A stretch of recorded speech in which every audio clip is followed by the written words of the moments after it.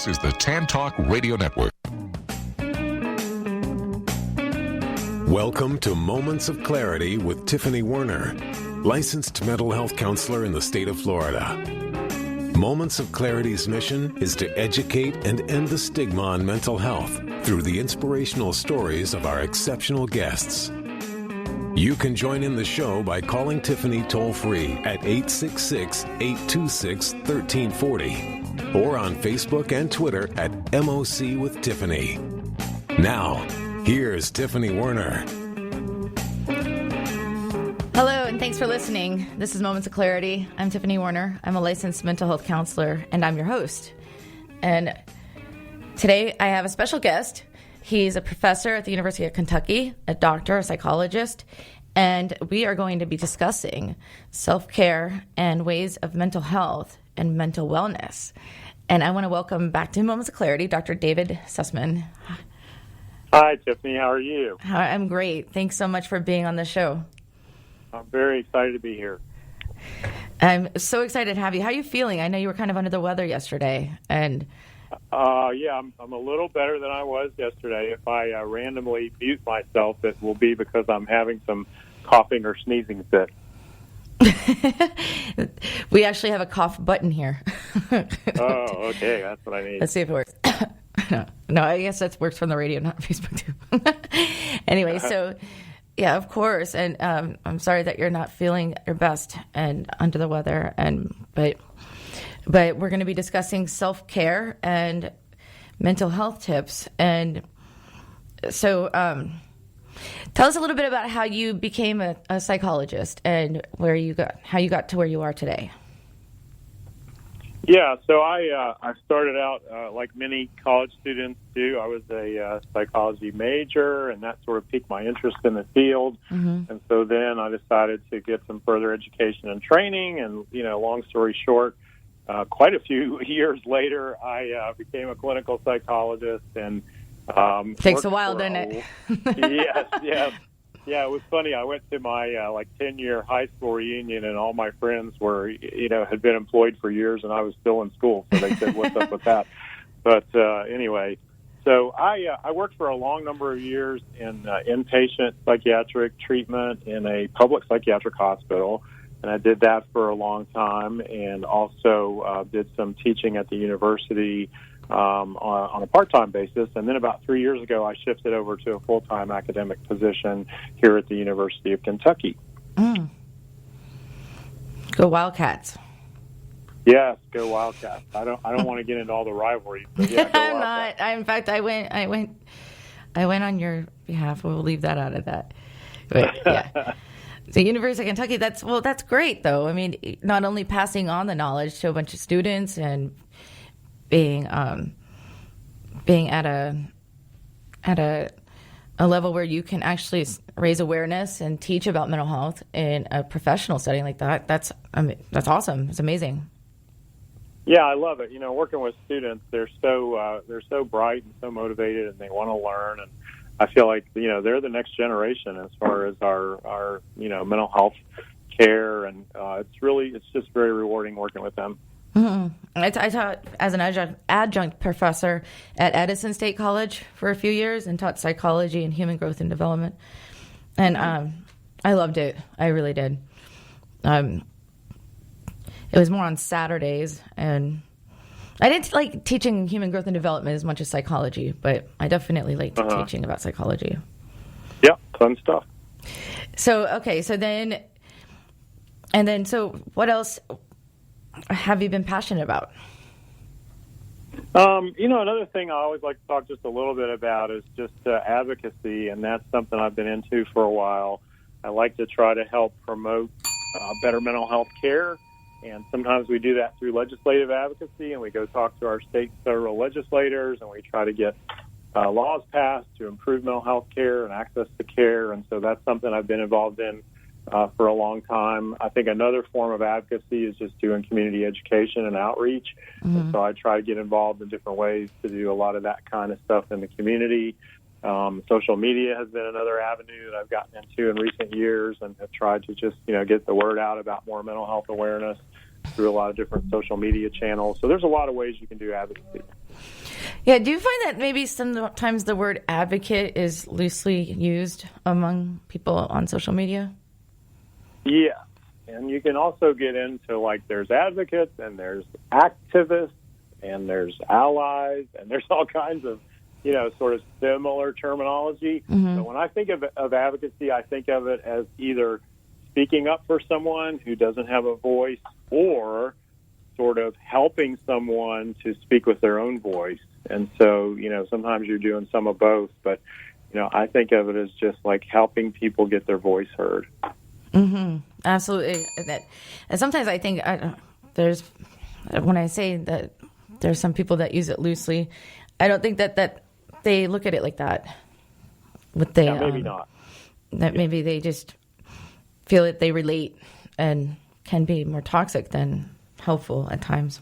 But well, yeah, and I think the other point too is that anyone can potentially be an advocate, and by that I mean sometimes we need the professional voice, sometimes we need the consumer voice of lived experience, sometimes we need the political voice of someone who can actually change the laws or can change policies, sometimes we need the family member voice. So I think all of those voices need to be at the table. Mm-hmm. Absolutely. In a positive and motivating way, I believe. Yes.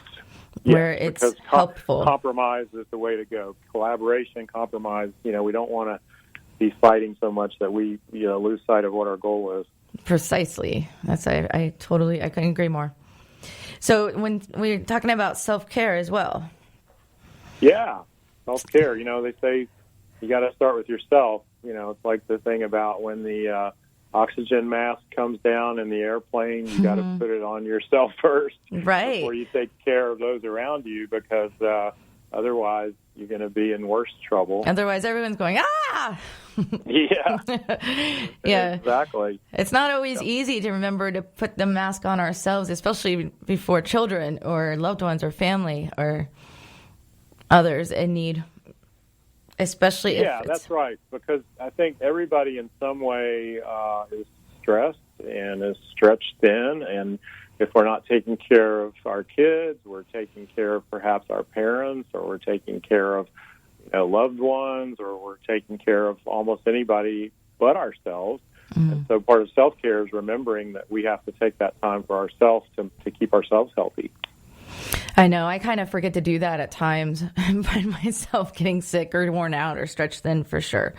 And it's, practice what we preach, or do as I say, not as I do at times. But we try to get friendly reminders, especially to each other, to take care of ourselves so that we don't pour from an empty cup as well, especially as healthcare providers and people in the helping profession. There's a good myth, because everybody's going to think, well, Tiffany, you're a therapist. Wouldn't you be like the first person to take care of yourself? I mean, you would think that those of us who are helpers, we would have this down, but we don't, right? I mean, we still have room for improvement, too. Everyone does, isn't it? That's so true. You're going to make me ring the bell a bunch of times today. I can tell. No, but it's so true. I mean, but sometimes taking care of others is draining and time consuming, and we put ourselves on the back burner, especially if we are over empathetic or in a caring profession where others need our attention more, and it kind of leaves, at least for me, I put myself last at times and shouldn't. Not all the time, but I try not to. But I do. Yeah, I think we're all guilty of that. And so then part of it, I think, maybe the first step of self-care is you have to be intentional. You got to think about it. And you have to say to yourself, okay, what could I do differently? How could I perhaps turn this around so I'm giving a little bit more attention to myself? That's the first step. So what do you do for self-care? I want to hear some self-care tips from Dr. Susman. But first, we're going to hit our first break, and we'll be back with Moments of Clarity in just a moment. You're listening to Moments of Clarity with Tiffany Werner. We welcome your input at 866-826-1340. Tiffany will be right back after this. This is the Tan Talk Radio Network. Hi, this is Tiffany Werner, your host of Moments of Clarity. Living with a mental health disorder is not easy. If you or someone you know are struggling with this, please know it's so important to seek treatment. and I'm here to help. Please visit the website at momentsofclaritywithtiffany.com to view blog posts and resources on this site to help educate and inspire you to take action, because there's no shame in seeking help for mental health. While you're there, please take a few seconds to sign up for my email list. You'll get some extremely valuable educational and entertaining content that can be sent right to your inbox each week. Plus, you'll also get instant and free access to my guide on managing your anxiety. You can also follow me on Twitter at MOC with Tiffany and at Facebook at Tiffany Warner. And once again, the website is momentsofclaritywithtiffany.com. Thank you so much for your support and for listening to your show, because change can only come when we stand together as one. This is the Tan Talk Radio Network. We are back to Moments of Clarity with Tiffany Warner. To join in the discussion, call 866-826-1340. Now, here's Tiffany Warner. Hi, welcome back. And if you're just tuning in, this is Moments of Clarity, and my name's Tiffany Warner. I'm a licensed mental health counselor, and I'm your host. And today we are talking about self-care and wellness and mental health wellness. And my special guest is Dr. David Susman. He's a licensed psychologist. He's the director of the Jesse G. Harris Junior Psychological Services Center and the director of the University of Kentucky internship. And he is assistant professor of psychology at the University of Kentucky, Lexington, Kentucky, but also an APA council representative for Kentucky Psychological Association, and so forth and so forth. And we're just getting back to self-care, and I welcome back my special guest, Dr. David Susman. Thank you. I list all your groups. That would be the whole show. Look how much you do. Amazing. You're embarrassing me, Tiffany. That's amazing what you do. We've been through this before. First, you got to call me David. Okay. Yeah, okay. Dr. Susman. No, I'm just kidding.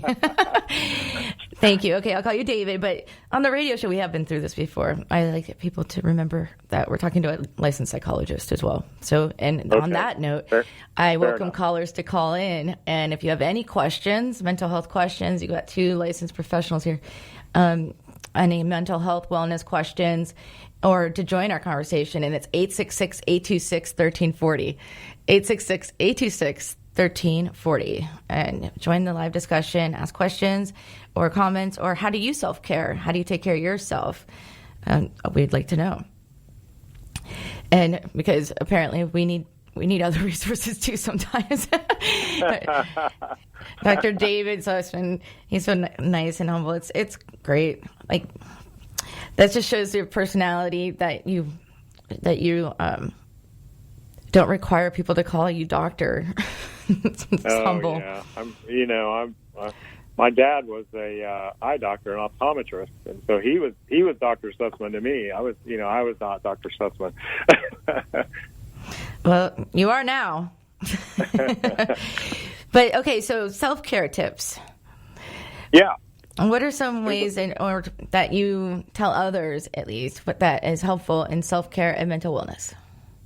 Yeah, so there's a bunch of them, but the first ones that everybody thinks about, I think, are usually things like, healthier nutrition, getting more physical activity, and probably getting more sleep. Those are probably like the big three that everybody thinks of, and there's a reason why those are the big three, because those can have a cascading effect on your physical health and on your mental health, both in a positive direction if you improve those, and in, of course, a negative direction if you're not taking care of those kind of things. So I do think that everybody needs to step back and think a little bit about nutrition, think a little bit about physical activity. We're not going to call it exercise because that's got a bad rap, but it's physical activity, which may or may not be exercise.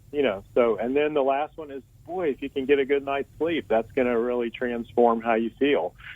So there are lots of ways to get at those three, and I think those are kind of the foundation for self-care. What do you think? Absolutely. Not too long ago, I had Dr. Beth Frades on the show, and she's a Harvard professor, but she's a physiatrist. And so a physiatrist is a doctor of lifestyle medicine, and what they do is for those who are like, what is a physiatrist? I didn't know either. But I know now because I interviewed her.